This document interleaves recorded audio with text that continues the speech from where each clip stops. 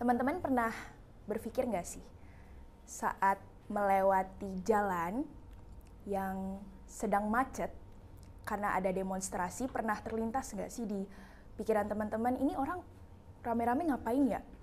Maksudnya haruskah seramai ini atau nggak ada kerjaan lain kah? Atau mungkin teman-teman ngelihat ada perkumpulan orang yang ngebagi-bagi kopi nih di depan MRT. Bagi orang-orang yang nggak setuju dengan oligarki atau oligarki gitu. Bingung nggak sih kayak kenapa harus sebegininya sih menyikapi pemerintah, atau agak tengil juga ya gitu. Tapi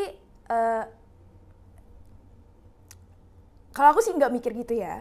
Aku juga yakin sebagian besar dari teman-teman di sini, Bapak Ibu di sini menyetujui dengan kebebasan berekspresi.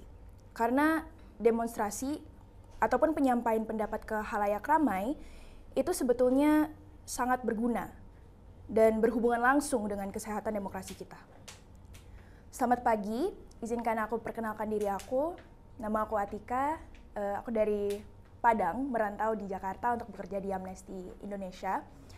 Namun gerakan atau fokus saya sendiri itu di hak-hak masyarakat adat dan perlindungan lingkungan. Saya hadir di sini untuk memberi monolog terkait pentingnya transparansi dan kejujuran. Tapi kalau boleh jujur, agak sedikit canggung untuk berbicara di depan umum. Tapi pengingat ini penting bagi kita semua. Agak klise ya kalau membahas terus-menerus bahwa masyarakat atau pemudalah yang menjadi masa depan kita nantinya, tapi itu realitanya. Mungkin ada di sini yang heran kenapa saya membawa contoh demonstrasi tadi di awal. Padahal hari ini kita merayakan Hari Anti Korupsi Sedunia. Namun menurut saya ini berkorelasi dan nanti kita akan bangun hubungan tersebut sedikit demi sedikit. Sebetulnya sebelum saya menjalani Sakti Pemuda pada tahun 2023 terkait pengadaan barang dan jasa, saya masih ada mungkin sedikit kepercayaan ataupun perasaan positif gitu terhadap KPK atau Komisi Pemberantasan Korupsi. Masih ada ya namanya juga baru lulus Fakultas Hukum, masih agak belum terlalu skeptis gitu, walaupun udah melalui 2019. Tapi semuanya tuh runtuh saat saya belajar betapa basah lahan di korupsi pengadaan barang dan jasa. Miliaran, triliunan APBN yang digunakan antara lain untuk proyek fiktif atau proyek yang tidak sesuai dengan standar ataupun aturan yang berlaku. Nah, saat ini saya udah mulai nih tersadarkan. Tapi masih agak kesulitan nih untuk memahami betapa seriusnya korupsi pengadaan barang dan jasa. Karena sebetulnya sebagai anak muda saat itu masih agak asing gitu, pengadaan barang dan jasa ini sebenarnya apa sih, korupsinya diapain sih, karena trackingnya pun juga sulit gitu. Namun dari belajar di Sakti, saya memahami bahwa ini memengaruhi kehidupan kita sehari-hari. Contohnya dari jalanan rusak yang kita lewati yang belum kunjung diperbaiki, ataupun dari misalnya ibu-ibu yang takut gitu ngirimin anak ke sekolah karena takut bangunannya roboh, karena semennya diturunkan kualitasnya gitu. Jadi kita harus percaya ke siapa lagi? Saya jadi nggak percaya lagi deh sama KPK, udah full gitu ya. Jadi korupsi ini mengelilingi kita semua, mengelilingi perempuan dan anak, kaum yang rentan lainnya seperti masyarakat adat dan juga alam kita. Katakanlah pemerintah mengadakan pembangunan tol di Pulau Kalimantan, namun mengabaikan izin lingkungan dan tidak memerhatikan masyarakat lokal yang hidupnya bergantung pada jalan tersebut. Ini tuh sebuah ketidakadilan yang pelan-pelan kita, tanpa kita sadari ya, di bawah alam sadar kita udah anggap sebagai kewajaran gitu. Ya gimana lagi gitu kan, polisi nggak kerja, bupati ataupun kepala daerah juga tidak memenuhi janji-janjinya. Muncul deh pernyataan-pernyataannya, namanya juga Konoha, atau namanya juga rezim. Kita anak muda atau rakyat awam mah bisa apa gitu. Tapi sebetulnya kita itu masih bisa bersuara. Karena di saat semuanya terasa begitu berat, begitu tidak adil, anak muda itu masih memiliki kemampuan untuk bersolidaritas, untuk benar-benar memiliki satu visi, untuk bersama. Karena kita itu berhak marah gitu. Kita itu berhak ngamuk. Yang aku lihat dari rezim sekarang ini banyak sekali gitu ketidakwajaran yang seharusnya kita marah tapi kita udah terlalu capek dan gak jadi deh turun gitu ya. Turun ke jalan maksudnya. Jadi kita itu berhak marah dan berhak ngamuk ke pemerintah, ke presiden gitu. Dan segala masalah sistemik yang kita lalui tiap harinya. Sebagai contoh, berdemonstrasi, nginjek-nginjek tanah, ataupun berkumpul itu sebuah hak bagi kita. Jika diorganisir dengan baik dan matang, anak muda berpotensi untuk membuat banyak sekali pemangku kebijakan itu takut. Sudah terjadi sebelumnya di 98 dan bisa terjadi lagi jika terorganisir dengan baik. Kita mengetahui kepercayaan rakyat terhadap seluruh lembaga negara itu udah sangat merosot, apalagi akhir-akhir ini setelah pemilu.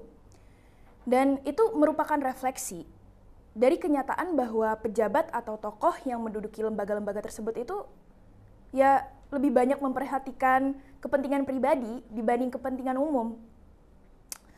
Ya dapat dikatakan bahwa seluruh lapisan elit di Indonesia ini secara efektif sudah terasing, makin berjarak dari rakyat Indonesia yang seharusnya mereka dekati dan ayomi. Jadi pesan dari saya, turunlah ke jalan, gak apa-apa deh kotor atau berkeringat dikit, karena jalan itulah yang akan menentukan masa depan yang bebas dari korupsi dan mendirikan pemerintahan yang transparan. Terima kasih, selamat Hari Anti Korupsi Sedunia. Yeay. Selamat pagi untuk sesama pemuda dan Bapak Ibu yang juga ikut meramaikan di acara Hari Anti Korupsi Sedunia oleh ICW hari ini. Pertama-tama aku ucapin dulu ya, selamat Hari Anti Korupsi Sedunia, meskipun perjuangan kita jelas masih jauh, masih panjang, tapi kita bisa jadiin momen ini buat ya refleksi momentum ya. Perkenalkan, saya Daryl Mahardika dari Indonesian Young Greens, saya pemuda dari Partai Hijau Indonesia juga. Aku kebetulan dari Tangerang Selatan, dari BSD gitu.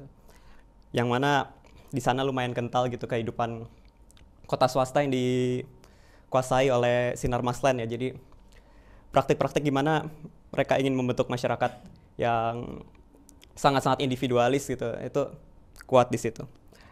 Aku pengen fokus ya, karena aku dari gerakan hijau, gerakan lingkungan. Jadi kita mikir dulu nih, korupsi kita lihat kayak abstrak gitu selama ini kan. Angkanya triliunan, ratusan triliun gitu. Itu kekayaan kayak gitu buat apa? Kok masih mau nambah lagi gitu kan?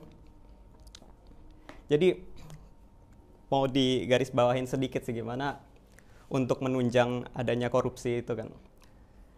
Ya perusahaan alam yang sangat masif itu. Kita dengar baru-baru ini misalkan 2 juta hektar gitu, 2 juta hektar lahan di Papua mau dibuka.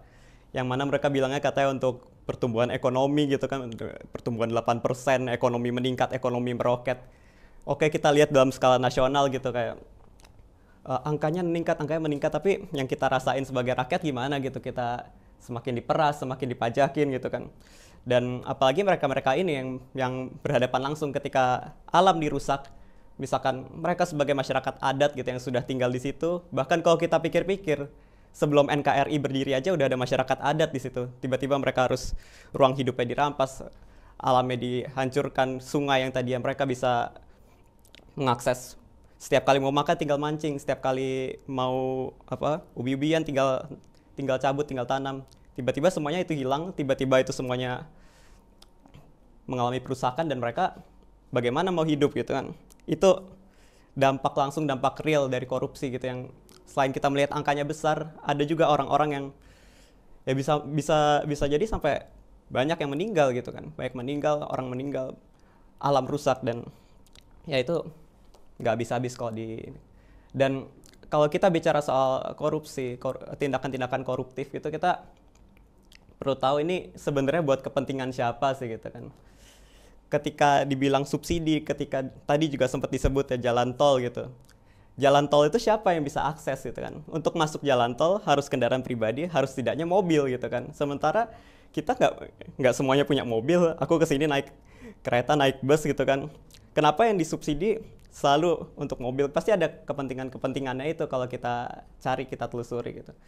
Gitu juga di sektor energi gitu. Di sektor energi kita bisa aja tuh disubsidi panel surya gitu kan, panel surya warga didistribusikan, dipermudah untuk mendapat aksesnya. Tapi nyatanya sekarang enggak. Nyatanya sekarang kepentingan dari perusahaan batu bara gitu supaya tambang itu terus berjalan. Habis itu mereka berdalih lagi nih kalau ini kok pemerintah ini kan mensubsidi energi, padahal kita sebenarnya dibuat ketergantungan dan yang diuntungkan adalah para pemilik tambang itu gitu.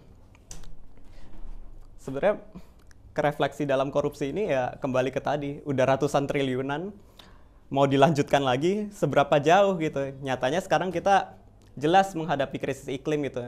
Nggak perlulah disebutin angka-angka atau gimana. Berasa kan sekarang makin panas, berasa kan sekarang setiap kali hujan badai makin parah.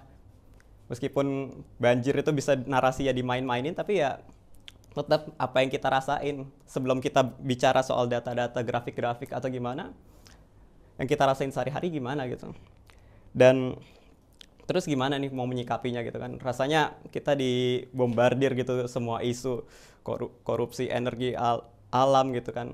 Bahkan secara moral generasi muda juga ya kalau aku akui ada beberapa yang apatis dan beberapa yang peduli. Dan yang apatis itu juga tidak bisa kita salahkan gitu kan. Tadi juga banyak gitu misalkan udah diperas pajak, udah setiap kerja berbulan-bulan, gajinya tiba-tiba habis juga, ya otomatis nggak punya waktu untuk ngurusin isu-isu gini gitu kan. Tapi aku rasa tetap ketika ada ketidakpuasan itu pasti rakyat bakal turun ke jalan. Pasti akan ada momen-momennya kemarahan itu tidak bisa dibendung lagi gitu. Dan sebenarnya aku pengen menekankan juga gitu kalau kepemudaan itu tidak sekedar usia gitu. Ya mungkin posisinya aku kebetulan 18 tahun gitu kan, oke muda banget. Tapi pemuda itu ada di jiwa gitu. Ketika kita usianya berapapun, kalau kita masih membara, kita masih punya idealisme, ayo kita semua pemuda berarti. Ya kan?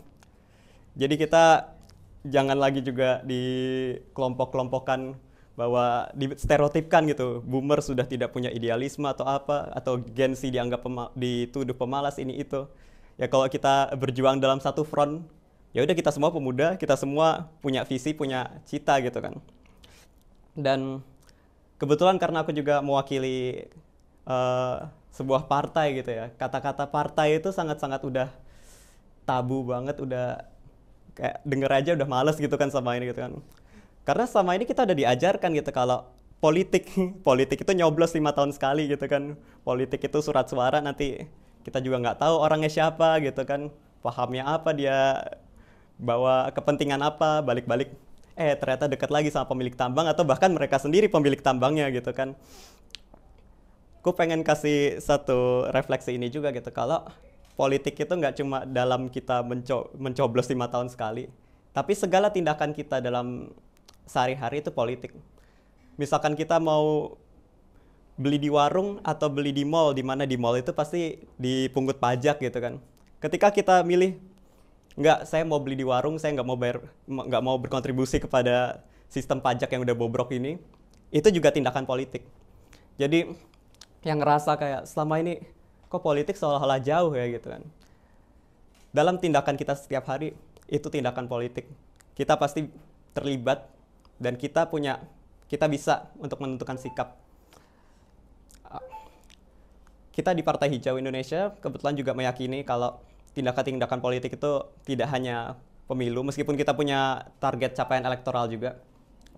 Tapi kita mengajak untuk semua, ayo kita melakukan tindakan-tindakan, sikap-sikap kita dalam sehari-hari untuk menjadikan Indonesia yang insya Allah akan lebih bebas dari korupsi ke depannya. Halo semuanya, ibu-ibu, kakak-kakak yang masih muda, yang ya Perkenalkan, namaku Tia. Aku dari Student for Liberty. Hari ini tuh diajak sama Kak Yasar untuk ngisi sesi refleksi di sini. Gitu.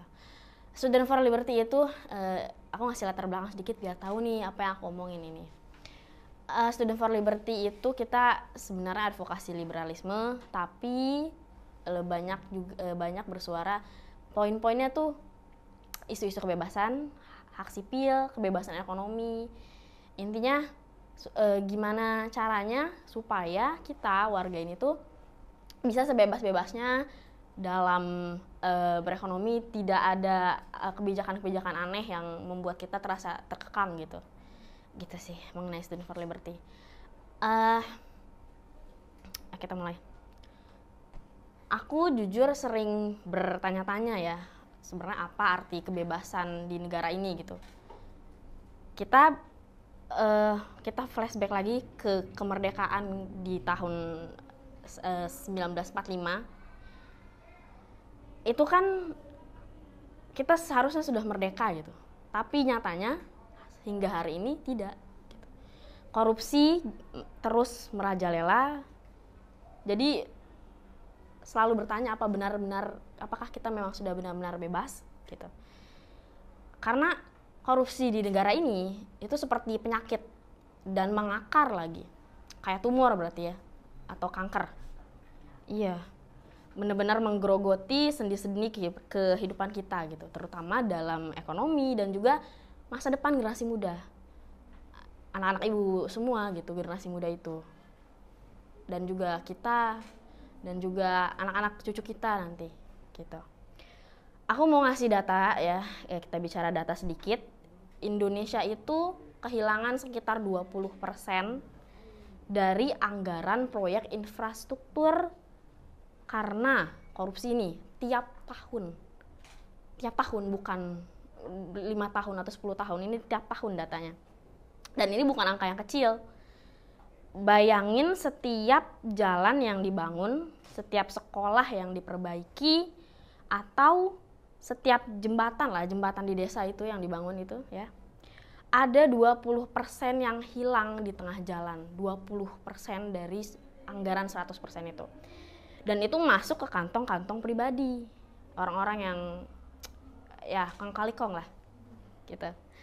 Nah terus menurut Transparency International, skor indeks persepsi korupsi atau CPI Indonesia itu cuma 34 dari 100. 34% dari 100 itu kecil sekali. Kita tuh menempati peringkat 108 dari 180 negara. 108 dari 180 negara.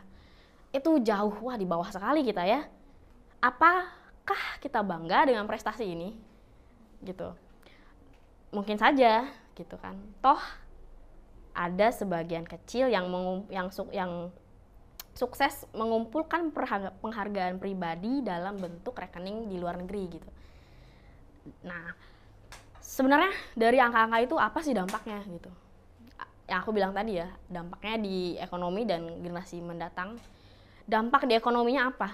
Korupsi merusak daya saing kita. Dalam poin kebebasan ekonomi itu ada namanya daya saing. Dan ini merusak daya saing kita, korupsi ini. Kalau kata Bank Dunia, korupsi itu menurunkan pertumbuhan ekonomi sebesar 0,5% atau 1% gitu per tahunnya. Jadi mungkin kita harus berterima kasih ya gitu ya, kayak untuk para koruptor atas kontribusi mereka dalam memperlambat kemajuan kita. Setidaknya kita tetap konsisten gitu kan, berada di liga negara berkembang gitu kan. Tidak maju-maju, kita terus aja di sini jadi negara berkembang gitu. Nah, tapi kenyataannya juga korupsi itu menciptakan lingkungan bisnis yang nggak adil. Udah daya saing yang makin turun, nggak adil pula lingkungannya. Jadi hanya mereka saja yang dekat dengan pejabat atau yang mampu memberikan suap yang bisa mendapatkan kontrak atau lisensi bisnis. Itu kan jelas sangat merusak lingkungan gitu kan, lingkungan yang sehat dalam bisnis gitu. Hebatnya ini menciptakan kompetisi sehat dalam bentuk siapa yang bisa membayar yang paling mahal gitu. Kalau kita tahu ya, kalau di bisnis, di ekonomi itu adanya inovasi gitu. inovasi tuh gara-gara korupsi ini kesannya tuh terlalu mewah untuk kita pikirkan. Gak ada inovasi, orang yang penting duit lah gitu. Lebih jauh lagi, investasi kita juga terpukul. Nih aku bacain lagi data. Kalau dari laporan Global Financial Integrity, korupsi Indonesia itu menyebabkan aliran modal keluar.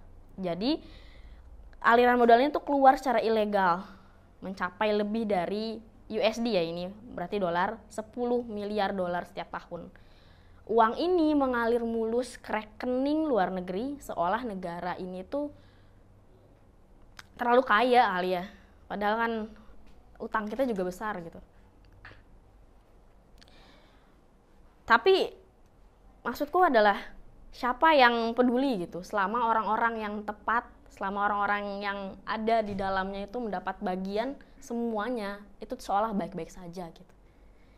Dan dampak korupsi ini kita itu dari poin ekonomi yang tadi, dan ini dari poin generasi muda kita nanti gimana. Dampaknya dalam pendidikan, kalau menurut laporan KPK sekitar 30% anggaran pendidikan di Indonesia itu terindikasi dikorupsi setiap tahunnya. Mungkin kakak-kakak suka juga mungkin ibu-ibu di sini itu atau yang ada yang punya adik yang masih sekolah sering mendengar kayak ada uang iuran padahal sebenarnya itu sekolah negeri. Itu kan kayak apa nih gitu. Jadi fasilitas sekolah juga banyak yang tidak layak. Guru, kurang sekali pelatihan, kurang uang, bahkan gajinya kecil sekali gitu kan. Beasiswa juga kadang malah jatuh ke tangan yang salah. Tapi kalau dipikir-pikir ya, sarkasme saja gitu. Siapa yang butuh pendidikan bermutu kalau pada akhirnya koneksi lebih menentukan kesuksesan gitu. Dan bagaimana dengan masa depan jika budaya korupsi ini terus berlanjut gitu. Generasi mendatang akan mewarisi sistem yang cacat. Mereka akan tumbuh dalam budaya di mana integritas itu hanya lelucon, kerja keras itu ya apalah gitu. Tidak penting sama sekali, yang penting punya uang, yang penting gue punya papi gue gitu. Jadi ini menyedihkan sekali kalau aku berbicara soal dua hal tadi. Kita kebebasan ekonominya sang digerogoti, generasi mendatang di pendidikannya itu jelek sekali, sistemnya, lingkungan sistem jelek sekali lah. Korupsi ini benar-benar membuat lingkungan kita tuh, ekonomi kita, pendidikan kita, segala macamnya tuh buruk gitu. Tapi aku jujur percaya kalau perubahan itu mungkin gitu. Kita, apalagi aku masih muda ya, generasi muda ini, aku harap sih kita jangan mau untuk hidup dalam bayang-bayang korupsi ini. Aku jujur ingin sekali kebebasan ekonomi ini terjadi gitu. Dimanapun, siapapun bisa memiliki peluang yang sama tanpa harus tunduk pada sistem yang korup ini gitu. Tapi tentu saja ini tuh butuh keberanian. Kita harus mulai dari diri sendiri dulu. Tapi jangan khawatir juga teman-teman ya. Kita akan tetap belajar dari para senior yang mengatakan ini semua demi stabilitas gitu. Lagi-lagi sarkasme ya.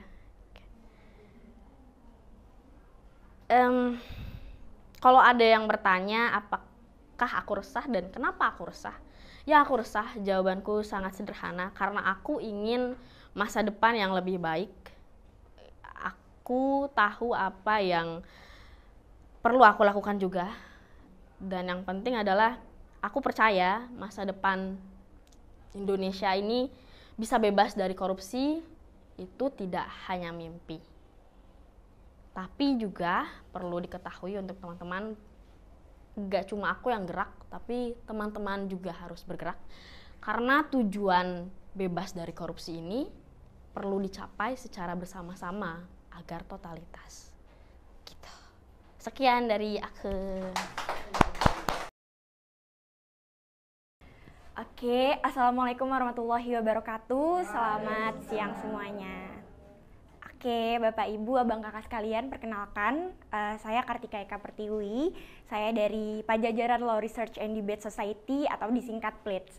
Jadi kalau nanti Bapak Ibu, anak-anaknya ada yang mau masuk Universitas Pajajaran Fakultas Hukum, nah nanti di sana ada satu organisasi namanya PLIDS.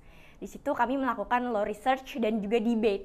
Nah, oleh karenanya mungkin nanti apa yang saya sampaikan itu sedikit berbeda dengan abang kakak di depan yang tadi sudah memberikan pengetahuan kepada kita semua, baik dari data, kemudian juga dampak, ada juga yang memberikan sudut pandang korupsi dari sudut pandang demokrasi, dan juga tadi kita sudah belajar juga data-data yang diberikan. Bagaimana korupsi mempengaruhi kehidupan kita dan lain sebagainya. Mungkin dulu juga sama dengan kakak-kakak yang lain, kalau saya juga tidak sadar seberapa besar tugas KPK untuk memberantas korupsi.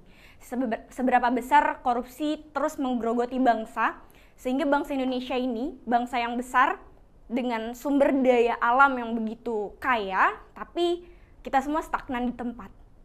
Sumber daya manusia Indonesia kalau bisa dibilang justru menurun. Bahkan dulu dan sampai saat ini saya selalu berpikir, apa nanti saya ke luar negeri aja ya, ke Australia aja ya, karena di sana lebih baik dari sudut pandang pendidikan, kemudian kualitas hidup dan lain segalanya. Oleh karena itu, karena saya dari PLIDS, Bapak Ibu, debat itu adalah seni berargumentasi dan juga seni berbicara.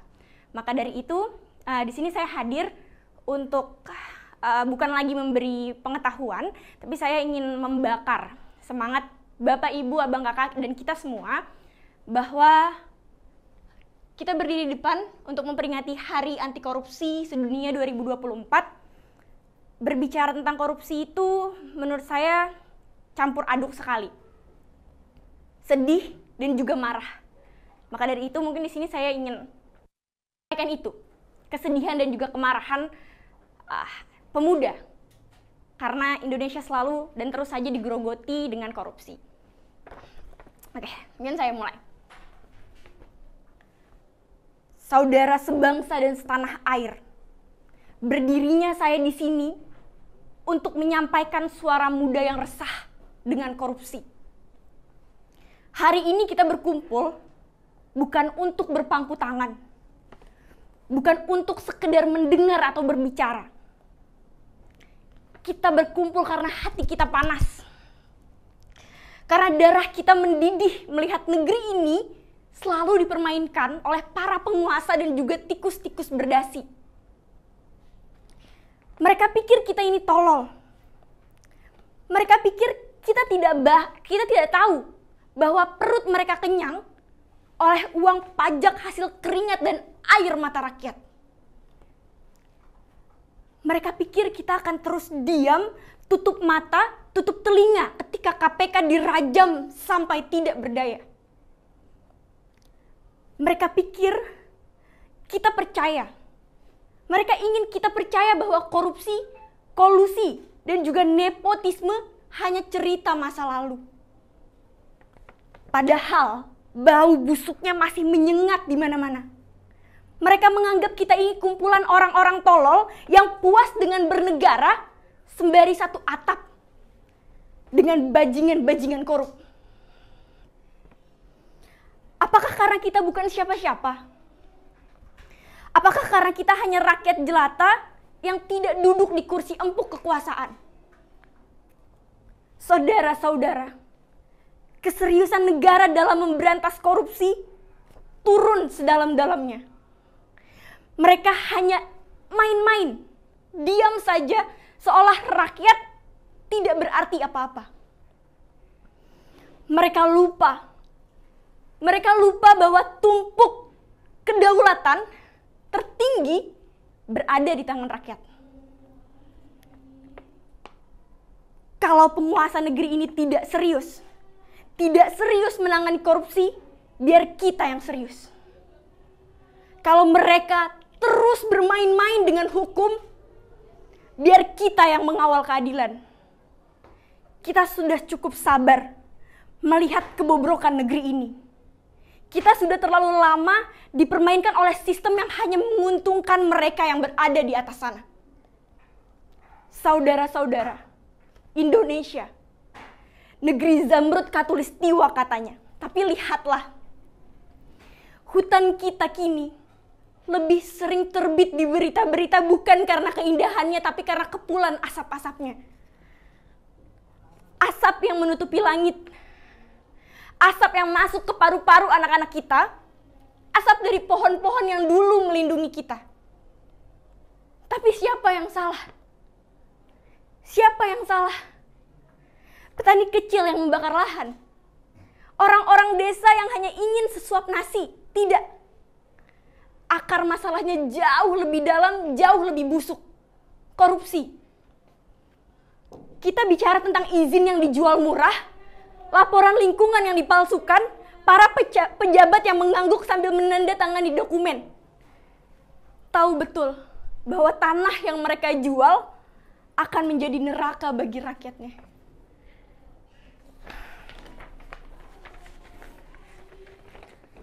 Korupsi seperti itu bekerja diam-diam. Seperti rayap yang memakan rumah dari dalam.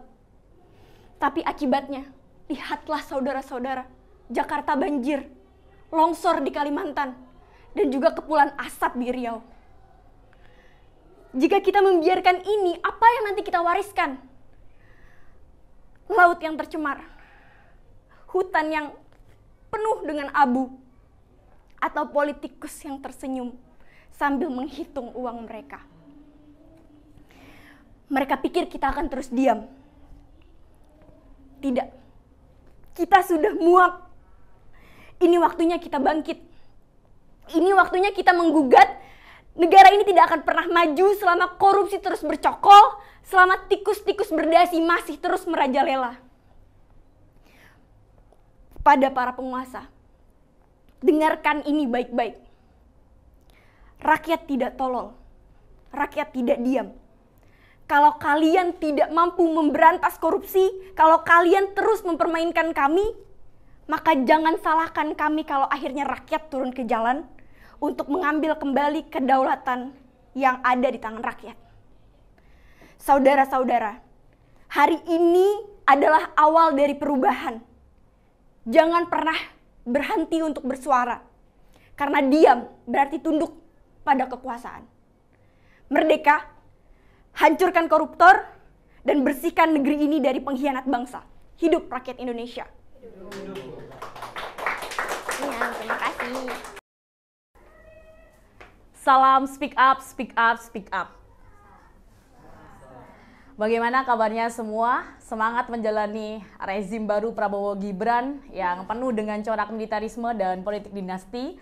Semoga kawan-kawan di sini tetap semangat menjalani kehidupan kita hari ini. Sebelumnya, perkenalkan saya Anis Wazirotul Muhtar.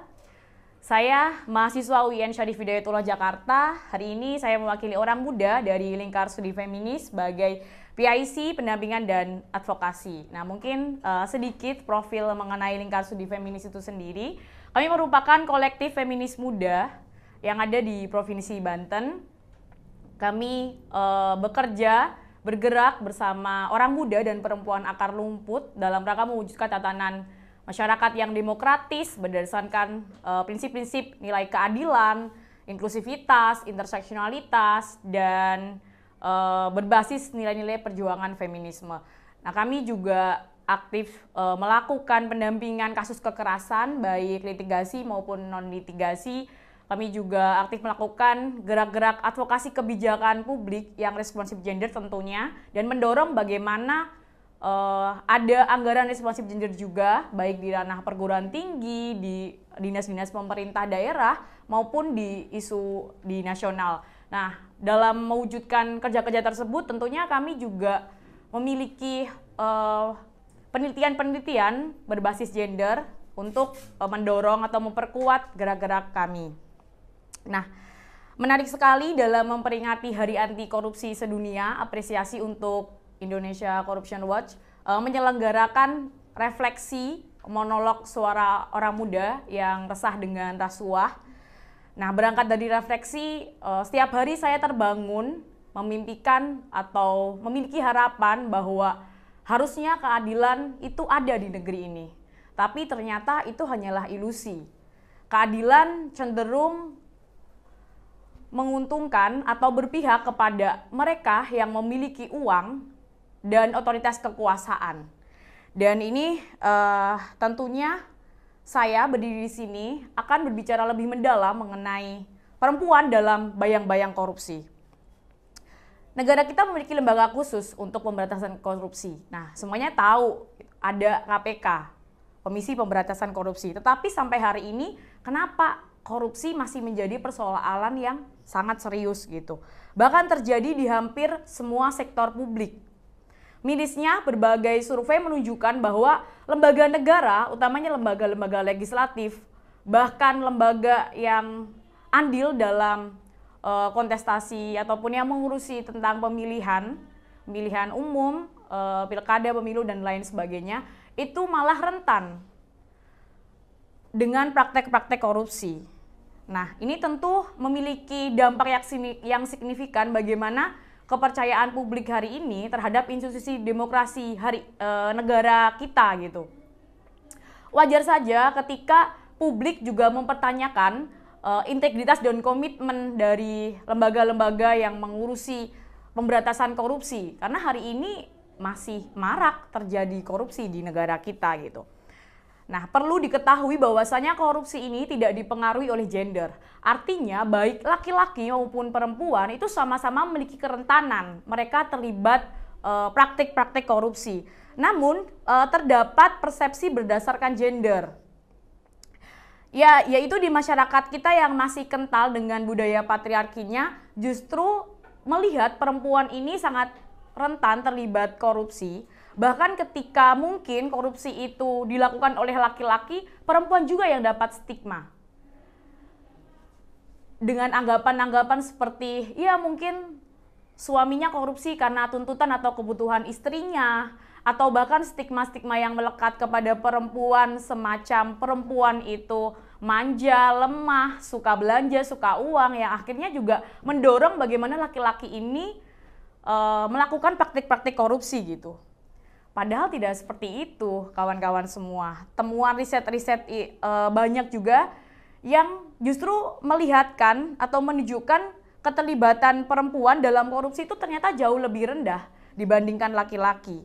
Karena begini, laki-laki hari ini banyak memegang posisi kekuasaan tertinggi. Artinya mereka punya banyak kesempatan untuk melakukan korupsi ketimbang perempuan gitu. Dan juga ada stigma juga ya, stigma berdasarkan gender bahwasanya laki-laki ini juga harus menunjukkan karir ataupun eksistensi politiknya.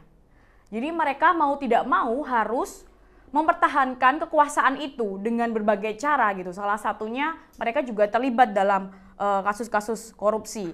Nah, ini juga menunjukkan betapa besarnya dominasi jaringan patronase laki-laki dalam kasus-kasus korupsi, yang mana ini juga berakibat kepada ketidakadilan gender ya, membatasi perempuan untuk andil dalam ruang-ruang politik, yang mana perempuan itu sebenarnya juga bisa untuk mengurangi tingkat-tingkat korupsi. Nah, korupsi memiliki dampak yang berbeda bagi perempuan. Selain stigma negatif, korupsi bukan hanya berbicara soal kehilangan uang ataupun layanan publik ya bagi perempuan, tetapi bayangkan saja perempuan-perempuan yang mungkin hidup di desa-desa, hidup di daerah-daerah terpencil, mereka harus menyuap atau melakukan suap kepada sekolah agar anak-anaknya diterima di sekolah, ataupun mereka yang hidup di daerah terpencil, mereka membutuhkan bantuan-bantuan dari pemerintah, artinya kan perempuan hari ini juga korban dari suap gitu ya. Terus juga mungkin perempuan-perempuan di kota besar, mereka kehilangan pekerjaannya karena tidak bisa memenuhi permintaan khusus atasan gitu ya. Jadi memang ada wajah baru nih dari korupsi. Karena korupsi seringkali mengambil bentuk yang lebih kejam, bukan bicara soal kehilangan uang ya, tapi eksploitasi dan pemerasan seksual atau yang biasa dikenal dengan sextortion. Jadi korupsi tidak hanya merampas hak ekonomi perempuan, tetapi juga harga diri, martabat dari perempuan itu sendiri gitu. Dan ini sangat kompleks kawan-kawan ketika kita membicarakan mengenai sextortion, bagaimana kita melihat relasi kuasa di dalamnya, bagaimana dalam penyelesaian kasus sextortion ini kita melihat penanganan APH, aparat penegak hukum, juga masih banyak yang belum berspektif terhadap korban. Jadi perempuan malah cenderung mendapatkan penindasan kedua kalinya gitu ya, berlapis, artinya victim blaming masih berlaku. Ditambah lagi ketika kita bicara di negeri kita, hukum kita sangat maskulin gitu. Bahkan hakim, jaksa, aparat penegak hukum mereka masih ikut terlibat dalam lingkaran setan korupsi gitu. Nah, oleh karena itu kita juga harus membangun ruang aman dan bagaimana kita juga menciptakan sistem yang mendukung perempuan untuk bersuara ketika terjadi kasus-kasus seperti sextortion ini. Tapi ini bukan hanya tentang perempuan sebagai korban saja, tapi kita juga harus melihat perempuan ini berpotensi sebagai solusi. Banyak penelitian menunjukkan ketika perempuan itu diberi lebih banyak ruang di pemerintahan atau dalam politik ya, tingkat korupsi menurun. Mengapa? Karena perempuan cenderung mempunyai sifat-sifat atau mereka lebih berhati-hati nih dalam mengelola sumber daya, mereka lebih peduli dan lebih transparan. Jadi ada potensi besar bagi perempuan itu mengimplementasikan politik feminim, yaitu proses politik yang berorientasi pada pelayanan publik, bukan politik yang maskulin, yang hanya berorientasi pada kekuasaan semata gitu. Jadi keterwakilan perempuan dalam politik ini sebenarnya mendorong dua agenda termasuknya. Jadi ketika mereka menduduki jabatan publik, yang pertama mereka bicara soal bagaimana ada perbaikan pelayanan publik. Dan ini bisa mengurangi skala korupsi yang kecil gitu. Dan yang kedua, mereka juga akan bisa memutus jaringan patronas laki-laki yang koruptif itu. Dan ini akan berdampak kepada bagaimana mereka bicara soal mengurangi korupsi yang besar. Dan lebih jauh lagi, ini menunjukkan peran substansial keterwakilan politik perempuan turut menguatkan inisiatif anti korupsi. Jadi jangan hanya berbicara soal jumlah atau keterlibatan perempuan, kita selalu bicara affirmative action 30%, nyatanya sampai hari ini bahkan di 2024 pun nggak menyentuh tuh 30%. Ditambah lagi perempuan itu selalu ditabrakkan dengan dua mungkin, memiliki kecantikan atau memiliki pikiran gitu. Nah ini juga akhirnya membuat masyarakat itu melihatnya ya udah 30% kuota perempuan, affirmative action itu hanya sebagai normatif belaka untuk sebagai pelengkap saja, tapi tidak melihat hal-hal yang substansial termasuk gagasan perempuan atau bagaimana perempuan terlibat dalam politik-politik tersebut gitu. Nah, bicara keterwakilan perempuan di pemerintahan juga berkaitan dengan bagaimana nanti output kebijakan negara yang dihasilkan. Nah, kita tahu nih, ketika ada perempuan yang masuk dalam ranah politik atau pemerintahan, artinya harus ada output kebijakan yang mendukung agenda-agenda dan kebutuhan perempuan itu sendiri. Negara kita hari ini ternyata masih melihat kebutuhan perempuan itu tidak mendesak. Makanya kebijakan yang hadir pun cenderung menguntungkan para elit-elit politik dan para korporat gitu ya. Terlihat dari RUU Prolegnas Prioritas aja, banyak sekali RUU yang bercorak ataupun berorientasi kepada ekonomi ya. Itu seringkali dikejar oleh legislatif kita. RUU tentang partai politik dan pemilu juga masuk ke dalam RUU Prolegnas Prioritas, tapi kita melihat bagaimana RUU mengenai mungkin PPRT, perampasan aset, ini ya bahasa-bahasa legislatif masih digodok-godok terus gitu, sampai kapan gitu ya. Ini perjuangan yang berat gitu.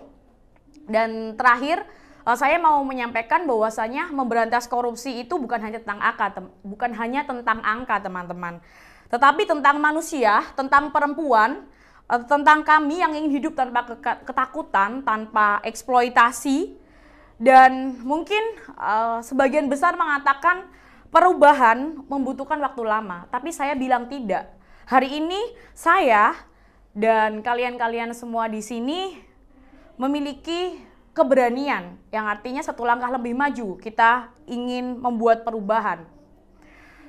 Dan saya, kalian semua di sini adalah keberanian itu. Hari ini kita tidak lagi diam dalam bayang-bayang korupsi. Kami akan terus bersuara bagaimana kami menjadi orang muda yang terorganisir dan terdidik untuk mewujudkan tatanan masyarakat yang demokratis.